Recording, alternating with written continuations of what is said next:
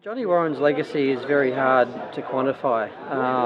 He was an Aussie kid playing the game of the Wogs in rugby league territory in South Sydney, when South Sydney were, from the history books, they were one of the best teams in the league.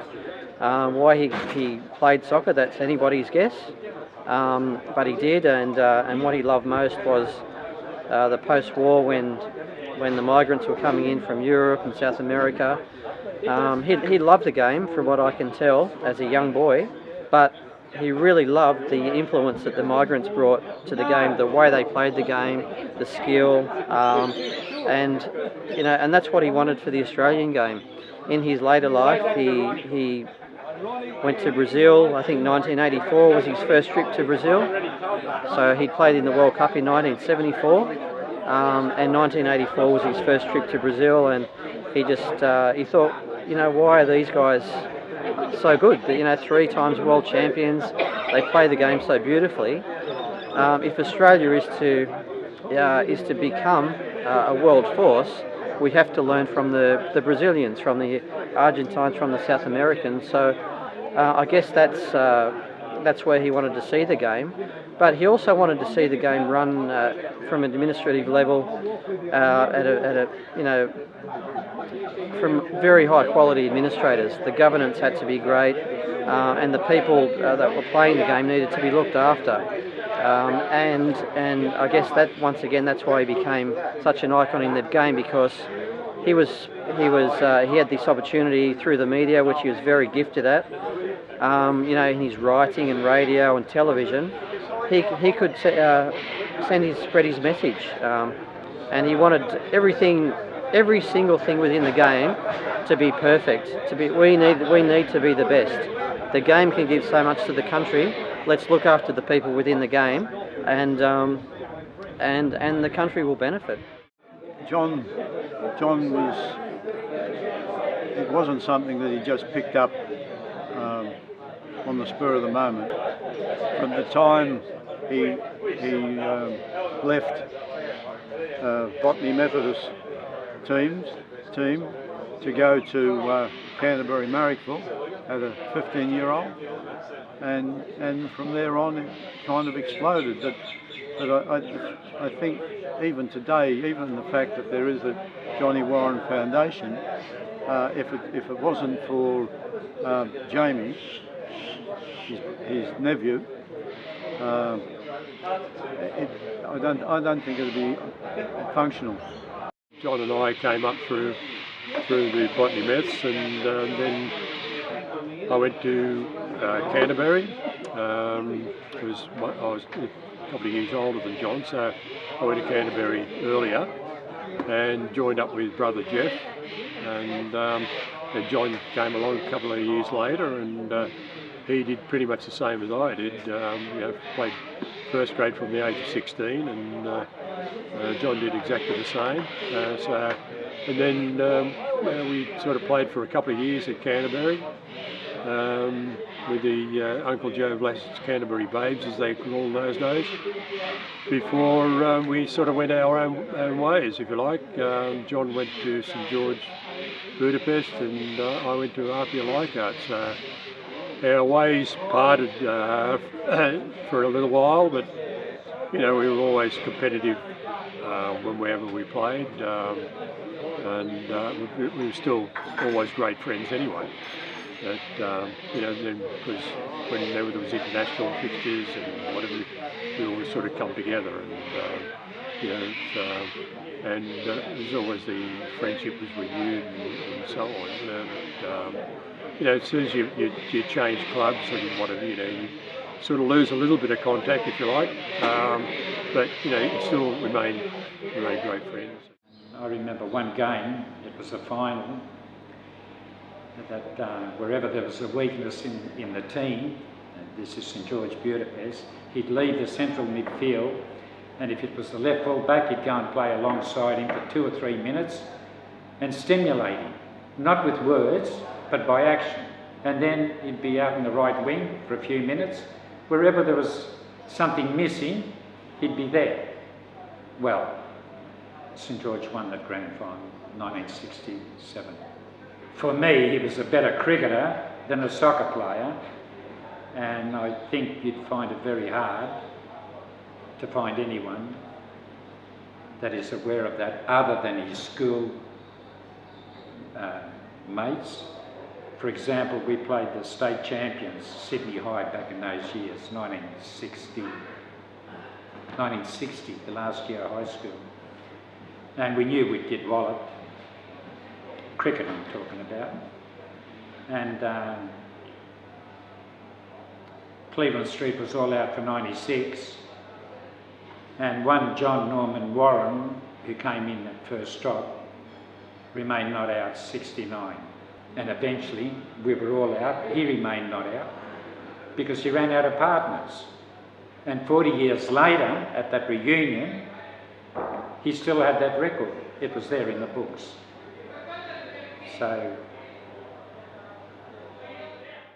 as a human being, even better than a soccer player, even better. He had a magnetic personality, not by what he was saying or how much he was saying, but what he was saying. Then he got into journalism when he retired, and a columnist, and then SBS's analyst. There's nothing but adulation for the lad, and being ultra truthful. He's been now gone since November 2004. I miss him more today than the day he actually died, when his life was taken by that killer disease, cancer, in the lungs. Well, he was a large part of my life, a very large part of my life. And besides me, there are many in Australia that will, well, you could see what happened today, this annual golf day, how many players of yesteryear turned up purely out of gratitude and to honour one John Warren. He was a people's man, simple as that, simple as that. Well, it's a bit hard for me to sort of comment on that, because I never had the desire to play overseas professionally. In the 60s there wasn't the money in the game that there is now, and you know, I originally went to Manchester United for 3 months on a coaching scholarship, and after 3 months I was offered a full-time contract, which I ended up staying for 2 seasons. And then after that I came home because of homesickness and so forth. But it was a great experience, but you know, I never had the desire like the likes of a Craig Johnson, who was just passionate about becoming a professional footballer. I think you've got to have the passion, you've got to have the desire, you've got to have the work ethic, and you've also got to have the ability. You know, it's the whole package. If players want to succeed over there, they've got to make sacrifices along the way. It's a tough life, because sometimes you've got to go in with a club or live in an area where, you know, let's face it, we're spoiled in Australia with where we live and, you know, what we've got here, and sometimes you've got to go and live in cities or countries that don't offer you anywhere near the same sort of lifestyle that we've got here, and it can be tough, and the players have just got to be prepared to make those sacrifice and tough it out to maybe take the next step to, you know, a more financial future at a more glamorous club perhaps. Well, I think, you know, every club in A-League should employ somebody to be scout, what they got in England.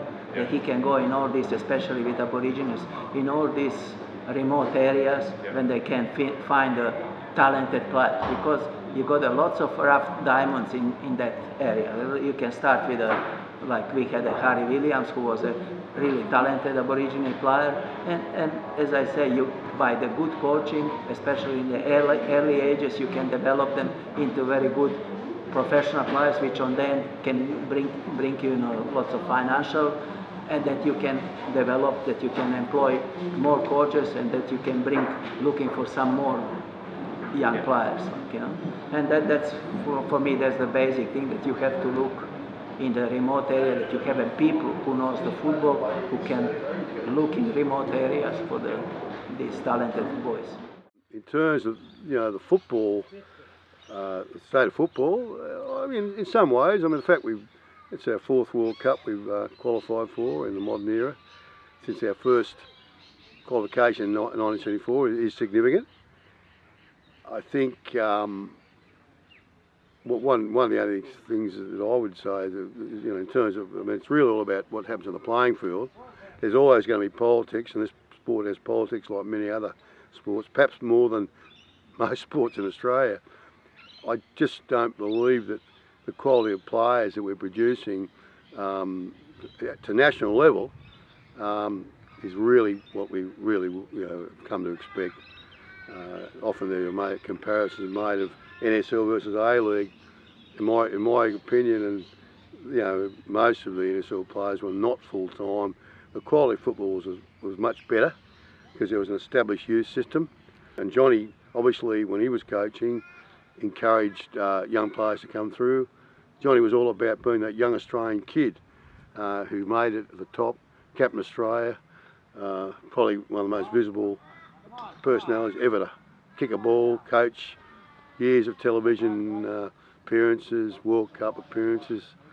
So on the one hand, Johnny, I think, would be happy, but I think he'd want to see a lot of things happen that need to happen. Given the circumstances where they had to replace a coach, I think the choice of Ben Marwick was an inspirational one, and given that he's had experience in the Asian competitions, he's been to World Cups before, and he seems like one of those people who gets players to play for him. So I'm looking forward. I know we don't have a lot of players playing at in those top leagues around the world, but after saying that, if he can bring them together as a team, which is what I've heard about people who have dealt with him, then I'm reasonably confident that we're going to perform well over there, and hopefully some of these younger players that have been brought in are going to have a real effect on that.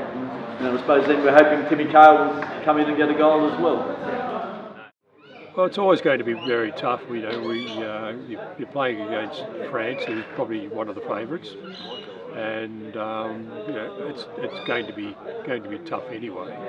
But thinking back, we played against Germany, West Germany in '74, who became the world champions at that time and one of the favourites anyway, and East Germany, which we weren't too far behind. So, you know, we did very well against them. Our results were pretty good, far better than what most people would have expected, and particularly around the world when they were writing us off even before we went there, when they were saying that we shouldn't be there, you know, that we were a bunch of part-timers and no-hopers, and, you know, so we proved them pretty much wrong, and, you know, I think we got a lot of respect from that, and it would have been great if we could have capitalised on that a little bit more than what we did.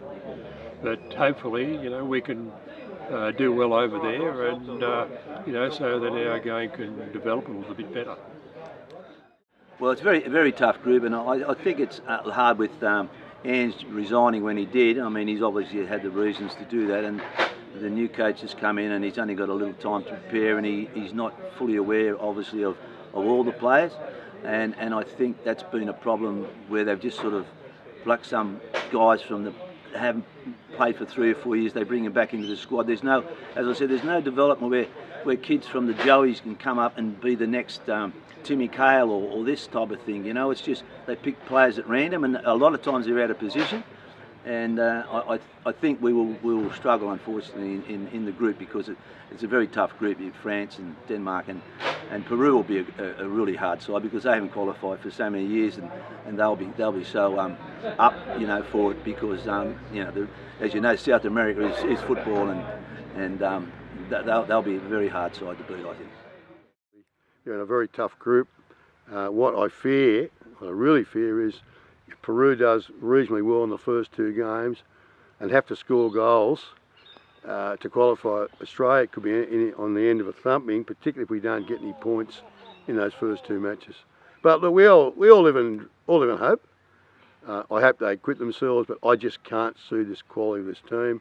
And I think taking McLaren out, to me, is just a reflection of where we're at with our national team. I think it's a terribly hard draw. You know, I think if they can pick up a couple of, I really can't see us getting through to the second round. It's not that we've got two quality teams against it, we've got three quality teams, you know, and I think if we can maybe pick up a win or a couple of draws, I think we'll be doing pretty well. You know, I don't think our expectations can be set too high this time. Anything's possible. I think as the 1967 Australian coach used to say, the ball is round. But realistically, France is going to be a tough one.